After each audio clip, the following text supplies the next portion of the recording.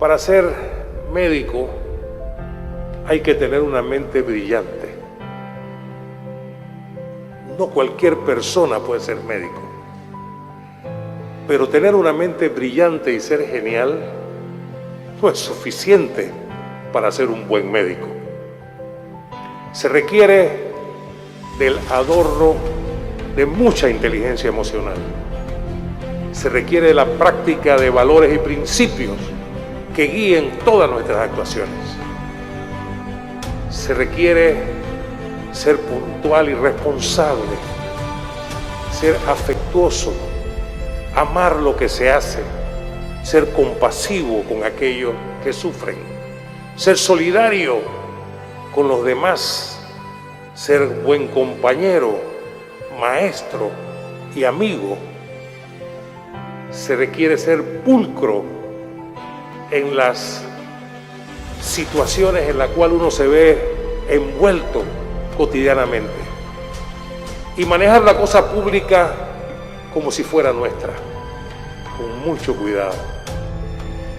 Para ser médico basta graduarse. Para ser buen médico nos falta vida, y eso es lo que hemos visto hoy. Muchas gracias.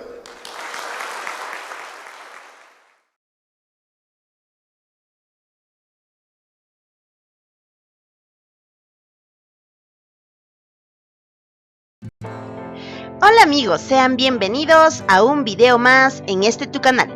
El día de hoy hablaremos sobre Hipócrates y el juramento hipocrático.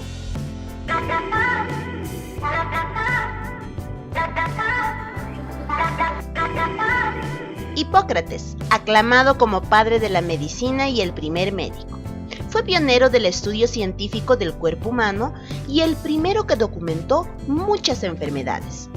Por lo que más se le conoce hoy en día es por el juramento hipocrático, la promesa que hacen muchos médicos recién licenciados que sirven de juramento ético de la profesión médica. Nació en la isla griega de Kos, frente a la costa de la actual Turquía. Su padre y su abuelo eran médicos, e Hipócrates se formó como médico en los tiempos de la sanación de la isla. En la antigua Grecia se consideraba que las enfermedades eran castigos divinos y los tratamientos solían incluir oraciones y sacrificios a los dioses. Pero Hipócrates creía que las enfermedades tenían una causa natural y se podían curar a base de dieta o con medicinas. Después de fundar una escuela de medicina en Kos, Hipócrates viajó por las islas griegas, donde obtuvo mucho prestigio como sanador.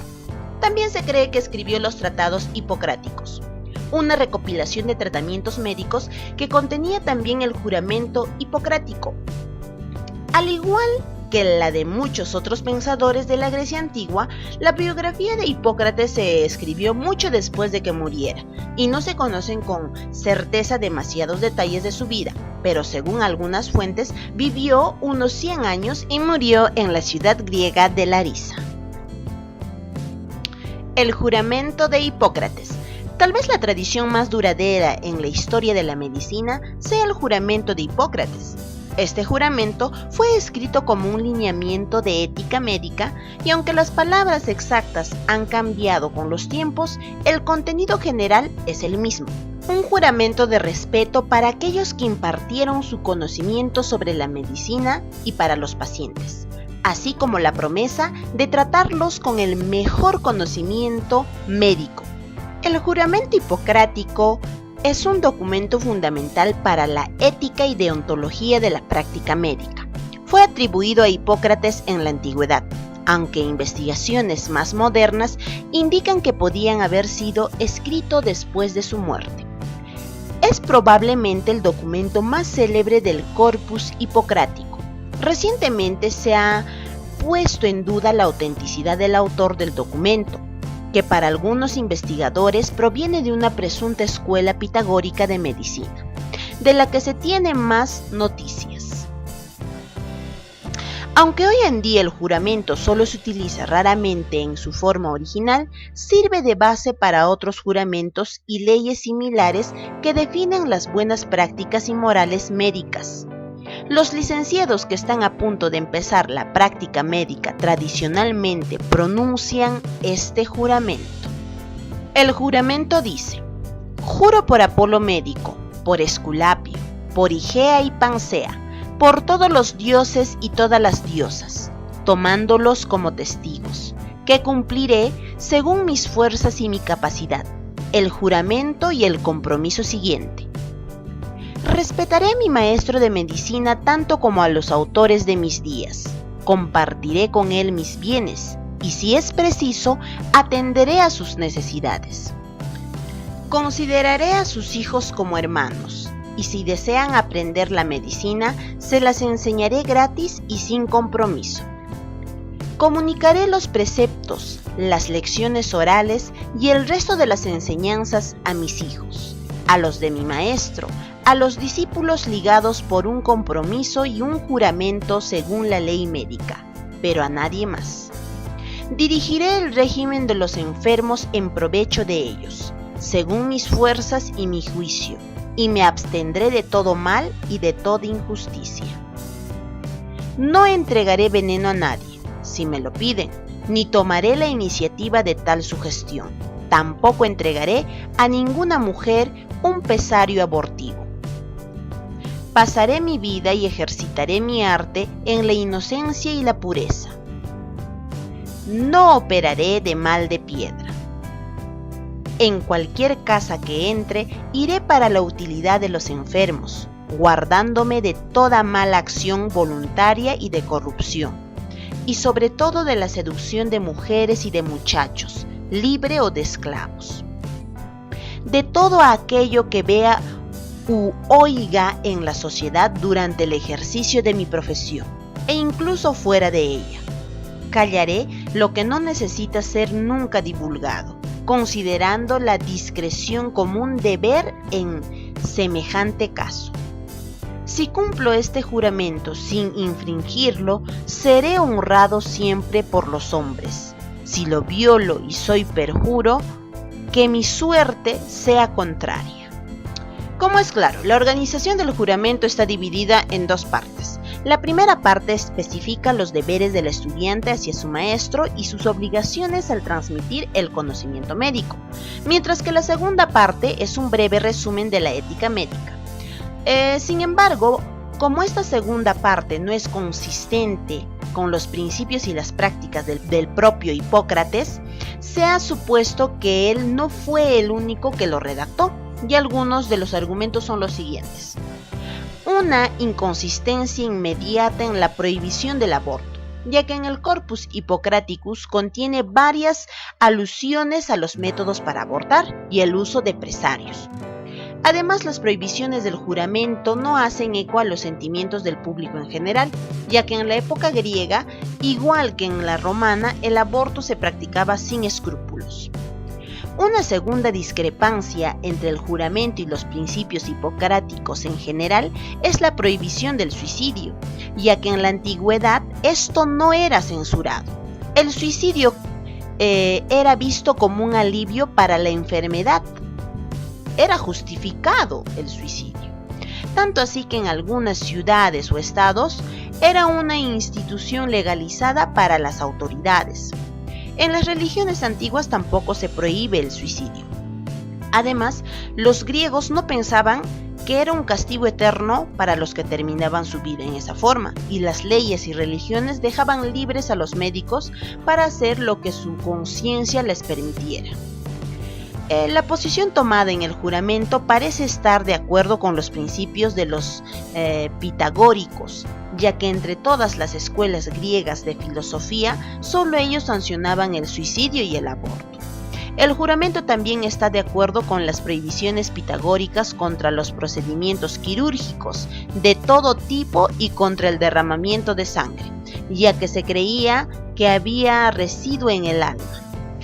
De nuevo, esta prohibición contra cortar es especialmente contraria a varios tratados en el Corpus Hippocraticus, donde hay extensas reseñas sobre técnicas quirúrgicas y los procedimientos de las salas de operaciones. El juramento de Hipócrates puede haber sido crítico entre el siglo VI antes de Cristo y el siglo IV después de Cristo.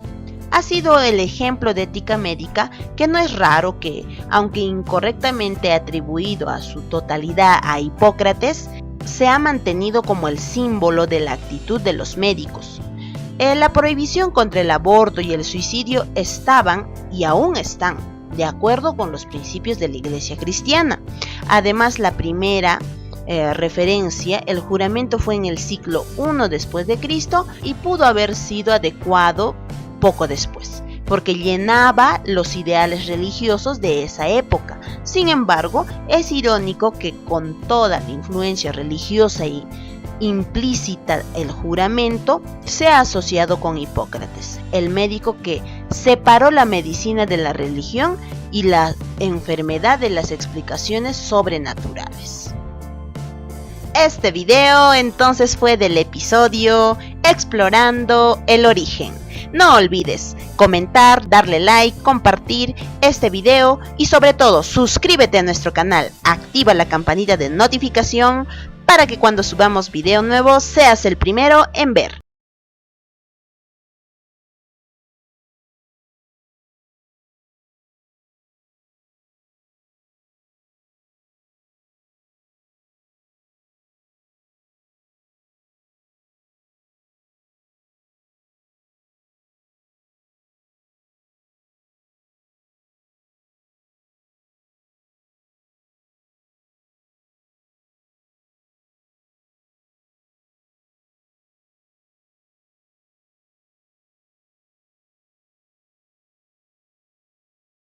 Ciencia Médica, un segmento donde reconocidos especialistas de la salud nos hablan de los grandes avances de la medicina moderna, síntomas y tratamientos. Acompáñanos en esta edición. O sea, uno no tiene por qué ejercer una profesión que no le corresponde. Así de sencillo. En primer lugar es falta de ética de la persona, ¿verdad? Segundo lugar, puedes hacer un daño a alguien que no viene buscando ayuda, ¿sí? Tercer lugar, lucras con eso. Soy egresado de la Universidad de Monterrey, de Medicina, la Escuela de Medicina ahí la cursamos, y hice mi entrenamiento en el Centro Médico Nacional Noreste, en Monterrey también. Cursamos 4 años de especialidad. La universidad que nos avaló los estudios también es la Universidad de Monterrey. Es esa, otorrinolaringología, el Centro Médico Nacional, 4 años de residencia, y tomamos unos cursos, fellowships se les llama, o mini entrenamientos para hacer cirugía endoscópica de senos paranasales, base de cráneo, y es lo que hemos estado haciendo en estos 8 años que tenemos ahora que egresamos ya. Bueno, yo creo que el código de ética lo tenemos todos los que ejercemos alguna profesión, ¿sí? O sea, el término ética es realizar un trabajo con profesionalismo, honestidad, ¿sí? Entonces, la ética médica es algo muy importante, un valor muy importante en todo médico que debe de tener antes inclusive de ser médico. Porque en la escuela de medicina no te enseñan, no hay una clase que se llame ética médica. En algunas universidades sí la tienen. Yo creo que sí, yo creo que sí. Yo creo que eso es lo que difiere ser el 1% de los médicos a nivel mundial son los médicos exitosos. Hay 99% de médicos que están en el camino, y ¿por qué no llegan al éxito? Es porque carecen de ciertas cosas, y una de ellas puede ser la ética médica. Entonces, es un valor muy importante humano, ¿verdad? Principalmente humano. Sí, aquí lo importante es ponerte en los pies o en los zapatos de la persona que tú estás atendiendo. Es algo muy... uno de los valores que nos enseñan en la escuela de medicina es nunca hacer daño, jamás. O sea, si usted entró a mi consultorio con una infección de garganta, yo no le tengo que dar un problema a eso más. Yo le tengo que curar la infección de garganta. Entonces, ahí es donde nace la medicina, el poder ayudar al prójimo, jamás dañándolo más de lo que él ya tiene. Entonces, en denigrar a un paciente, él ya tiene un problema, está buscando una ayuda con un profesional. Entonces tienes que estar de su lado, nunca al lado contrario, tratar de facilitarle las cosas, tratar de entender su situación en todos los aspectos. Hablando de situación, estadio de enfermedad, situación económica, situación familiar, todo eso se tiene que ver. Una consulta mucha gente no lo aprecia, ¿verdad? Que lo vamos del otro lado para los pacientes. Tenemos mucha gente que nos dice, doctor, es una consultita. Digo, no minimices mi trabajo. O sea, una consultita no es una consultita. O sea, yo, aunque tú no te des cuenta, desde que entras a esta puerta, que nos vemos a la cara, yo te estoy viendo todos tus ademanes, qué cara traes, qué problemas puedes tener. Todo eso importa, ¿verdad? Y estamos consultando tu problema, ¿sí? Somos 13 ahora. Es una ciudad de casi 400,000 habitantes. Que tenemos población flotante donde hace falta de especialistas. Claro, tenemos falta de muchas especialidades donde el especialista puede ser único en la ciudad, entonces su trabajo es insuficiente. Tenemos que crear alguna forma de poder hacerle atractiva a la ciudad a los diferentes especialistas, ¿verdad? Que vengan de Monterrey, de Saltillo, aunque a veces los que somos de aquí se van a decir, cálmate que no vengan más. Yo le digo, oye, pues entre más vengan, vaya, acorde a la población, mejor, ¿verdad? Sí, claro, yo creo que hay mucho celo profesional como en todas las profesiones. Tú le puedes hablar a todos los otorrinos de la ciudad y te darás cuenta que en lo personal yo siempre he sido una persona muy comunicativa con ellos. Me han llamado, oye doctor, préstame un instrumento, con mucho gusto. Buena relación. Bueno, ahí es una bola de nieve que se ha creado ya, ¿verdad? O sea, uno no tiene por qué ejercer una profesión que no le corresponde. Así de sencillo. Aunque seas médico, yo no puedo andar curando huesos quebrados, ¿verdad? No puedo poner un yeso. Lo hice cuando fui médico en mi entrenamiento, pero no lo debo de hacer, no estoy capacitado. En primer lugar es falta de ética de la persona, ¿verdad? Segundo lugar, puedes hacer un daño a alguien que no viene buscando ayuda, ¿sí? Tercer lugar, lucras con eso. O sea, estás lucrando. Una cosa es que yo me preparé, fui a cursos, desgasté mucho de mi tiempo, yo tengo que recibir unos honorarios y cada quien puede cobrar lo que quiere. Hay gente que dice, oye doctor, es que es bien carero. Bueno, es lo que él cobra, ¿verdad? Así como hay restaurantes de una fondita que te sale 50 pesos y puede ser un restaurante gastarte 500 pesos, es la decisión de cada persona, ¿verdad? Pero sí, el problema es nuestras autoridades. Nuestras autoridades no tienen capacidad de encontrar esos médicos que falsamente están ejerciendo una profesión, que no tienen certificación. Nosotros legalmente debemos estar certificados. Hace años era un gusto, un plus a tu especialidad. Sabes que yo estoy certificado, y para la gente certificarte, ¿qué significa? Es cuando terminas tu especialidad, la nación, la Secretaría de Educación Pública te da una cédula para ejercer tu profesión. Y si tú quieres estar certificado, tienes que presentar un examen en un comité que está avalado por un comité nacional y lo tienes que pasar. Saliendo de la especialidad, tú ya sales certificado. Los médicos que se quisieron certificar ya siendo especialistas tuvieron que presentar ese examen también, ¿sí? Y para mantenerte certificado tienes que ir a congresos y a cursos cada 4 o 5 meses, ¿verdad? Para juntar unos puntos. Entonces, ese contraste de tener la certificación, hacer todo el esfuerzo y encontrarte con médicos que no lo hacen y aún así los permitan consultar, que te los topas en el quirófano, en hospitales que también hacen mal en recibir a esos médicos. ¿Sí me entienden? Entonces, para hospitales que se certifican, es una competencia desleal que tengas hospitales pequeñitos donde puede entrar cualquiera, no te piden cédula, los precios son muy bajos. ¿A costa de qué? Siempre le digo a mis pacientes, ¿cuánto cuesta su salud? No, doctor, es que me quiero ir a operar a la Cruz Roja. La Cruz Roja es una institución valiosísima, valiosísima. Está para algo, pero la gente le ha sacado provecho a los costos tan bajos y no está hecho para eso. ¿Sí me entiende? Entonces, regresando al tema de médicos que ejercen su profesión sin serlo, sin tener esa especialidad, pues deberían de tener problemas con la autoridad y desgraciadamente no los tienen. Lo más riesgoso es que se equivoquen en un diagnóstico desde un principio, que nos ha tocado muchas veces verlo aquí en esta silla, ¿sí?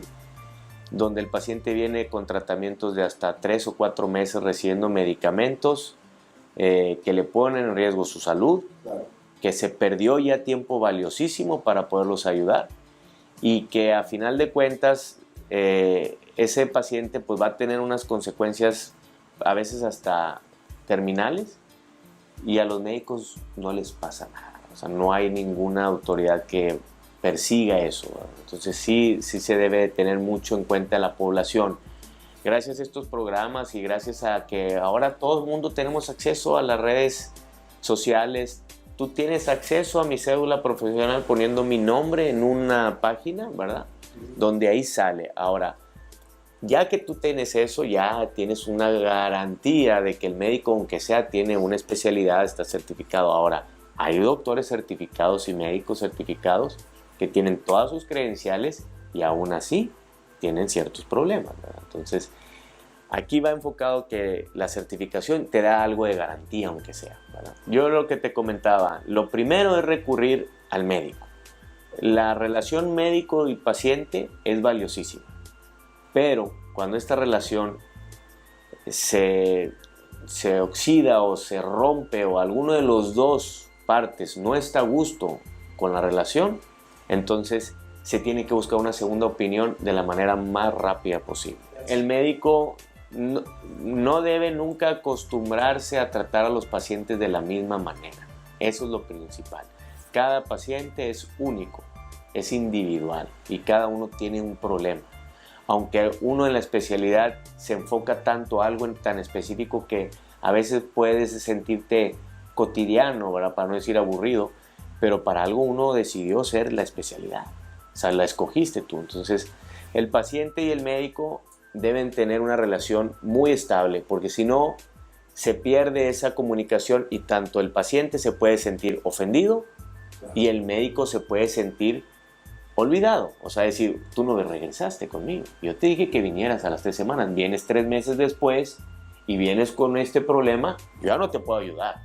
Y se molestan los médicos. No con justa razón, porque no te tienes por qué molestar. Tú tienes que atender al paciente, aunque él haya decidido no venir contigo. ¿Qué problema te...? Ok, bueno, explicas que ya está más avanzado el problema, que si hubiera venido antes hubiera sido mejor, pero hay que ayudarlo. Claro, ¿no? El paciente es tu responsabilidad 100%. O sea, si hablamos en terapias farmacológicas, en terapeuta quirúrgica, el médico es el responsable de ese paciente todo el tiempo. Todo el tiempo. ¿Sí? Si tú operas un paciente, la responsabilidad está en ti. En el quirúrgico, el postoperatorio inmediato y tardío. O sea, tú tienes que responder por ese paciente todas sus necesidades. Que si le duele, que si sangró, que si no se siente bien, que si regresó el problema, todo es responsabilidad del médico que lo trató. Que los resultados pueden variar, claro. Somos individuos, ¿verdad? Cada persona puede responder diferente. Yo creo que alentando a los médicos que sigamos haciendo nuestro trabajo como nos corresponde, ¿sí? Que el éxito no llega tan rápido, que hay que trabajar muchos años. La prueba aquí está, mi papá tiene, pues usted lo conoce, ¿verdad? Casi 40 años siendo otorrino y sigue viniendo todos los días a la consulta. Que los pacientes no están hechos para lucrar, están hechos para que nosotros los podamos ayudar, ¿sí? Que estamos en un pueblo chico, donde todo se sabe, nada se esconde. Es mejor portarte bien, actuar bien, tratar a los pacientes con dignidad y poco a poco vas a tener o vas a cosechar los frutos que tú vas sembrando. No, hombre, al contrario.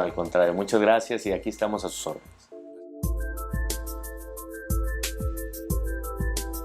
Ciencia Médica, un segmento donde reconocidos especialistas de la salud nos hablan de los grandes avances de la medicina moderna, síntomas y tratamientos. Acompáñanos en esta edición.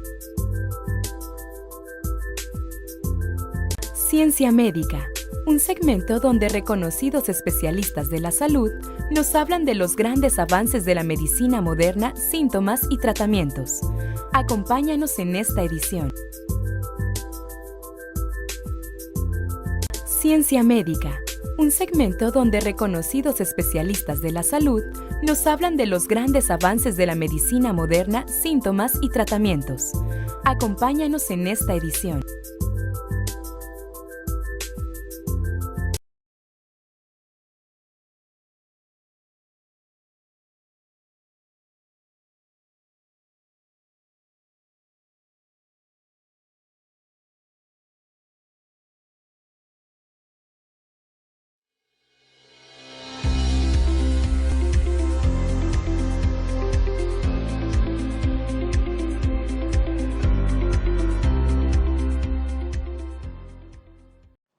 Hola, ¿cómo están? En este video vamos a hablar de la ética médica que se ha preguntado, aunque muy poco, pero se ha preguntado y que todo el mundo debería saber, ¿cierto? Así que empecemos con los principios de la ética médica. El primer principio es el principio de beneficencia, luego viene el de no maleficencia, luego el de autonomía y luego el de justicia. Y vamos a verlos con algún detalle que significa cada uno y con algunos ejemplos, en el sentido en que eso es lo que habitualmente se pregunta en el AlumnaCom.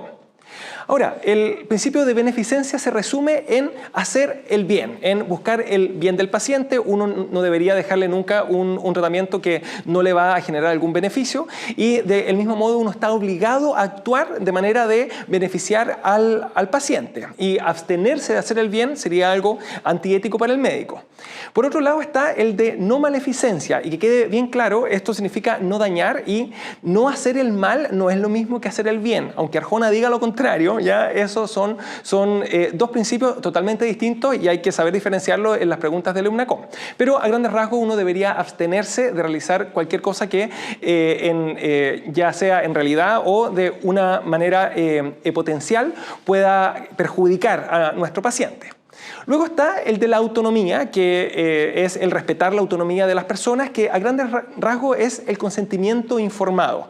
Y repito las dos palabras. Por un lado, el consentimiento, o sea, que él entregue su voluntad de efectivamente, ya sea o participar o recibir un tratamiento, y que sea informado, o sea, que lo haga luego de que yo le haya explicado bien y luego de que él haya entendido bien. Y ahí es importante que haya entendido también, por si acaso. Y finalmente está el principio de justicia, que a grandes rasgos es que cada uno reciba lo que le corresponde sin que haya discriminación arbitraria, y ejemplo, dejar fuera a un grupo de personas del acceso a la salud, y que sea igualmente actuando conforme a la ley, conforme a la normativa y conforme al bien común en general. Ahora, vamos con unos ejemplos que es lo que nos va a ayudar finalmente a diferenciarlo. El ejemplo número 1 se incluye en un estudio a un niño de 15 años. Los padres consienten porque ellos son los representantes legales, ¿cierto? Pero al niño no se le pregunta. Ahí se estaría faltando al principio de autonomía. Si bien legalmente la única persona que debe consentir acá es su representante legal, la verdad es que éticamente a alguien de 15 años ya tiene el discernimiento suficiente y la autonomía suficiente como para que su opinión sea valiosa, y obviamente hay que preguntarle, y si es que él no está dispuesto a participar, en ese caso no se lo debería incluir. Ahora, obviamente hay que cumplir con la ley también y hay que preguntarle a los padres también. Segundo caso, se realiza un estudio que compara un nuevo medicamento versus el placebo y no se informa a los participantes que pueden recibir un placebo. En este caso, como no se estaría dando la información, aquí no habría un consentimiento informado. Si bien el paciente sabe que va a participar en un estudio y él dio su consentimiento para estar ahí, la verdad es que debe hacerlo informado, sabiendo que uno de los riesgos es que reciba efectivamente un placebo, o sea, algo que no le va a servir en realidad para su enfermedad. El siguiente caso es, además en ese mismo estudio existía un tratamiento bueno, ¿ya? Y yo le estoy dando un placebo en vez de darle como alternativa el tratamiento ideal, el que existía desde antes. Ahí habría una falta al principio de beneficencia, en el sentido en que recuerden que teníamos la obligación de beneficiar al paciente. Y en este caso era la obligación de no comparar el nuevo tratamiento con un placebo, sino que compararlo con un medicamento que ya sirviera, ¿ya? A menos, claro, que fuera una enfermedad banal, que da lo mismo, pero si es una enfermedad importante, yo no puedo llegar y comparar antibióticos versus placebo en una meningitis, por ejemplo. Y finalmente, un laboratorio da viajes a médicos que recetan mucho sus medicamentos, ¿ya? Y eso ocurre en la vida real, por si acaso, y es una de las faltas éticas como más frecuentes. Y acá la verdad es que se afecta por un lado el principio de justicia, en el sentido en que se está recibiendo una cosa que no se merece, en el sentido en que nadie debería tener como un premio por un laboratorio por recetar un medicamento de ese laboratorio, porque los médicos deberíamos indicar los medicamentos en base a lo que dice la medicina y no en base a lo que me convenga. Pero además, eventualmente, si es que es un fármaco que no sirve o que eventualmente le está haciendo mal, se podrían afectar también los principios de beneficencia en el caso de que no sirva o el principio de no maleficencia en el caso de que le hiciera algún daño. ¿Ya? Y esto fue una clase muy cortita, así que espero que recuerden los principios porque se van a preguntar de esa forma. Ahora, como última cosa adicional, acuérdense que existe una ley que es la Ley de Derechos y Deberes de los Pacientes, que vale la pena leerla y que incluye hasta cierto punto el acceso a la información y el acceso al consentimiento informado o al rechazo de un tratamiento. Y finalmente existe el Colegio Médico, ¿cierto?, con el Tribunal de Ética, pero recordemos que en Chile no es obligatorio afiliarse al Colegio Médico, así que solamente quedan sometidos a los tribunales éticos los médicos que están colegiados, pero el resto siempre está sometido a actuar conforme a la ley, a no causar daño y eventualmente puede caer, pero bajo los tribunales de justicia, por si acaso, no al tribunal ético del Colegio Médico, ¿ya? Así que eso, que estén muy bien.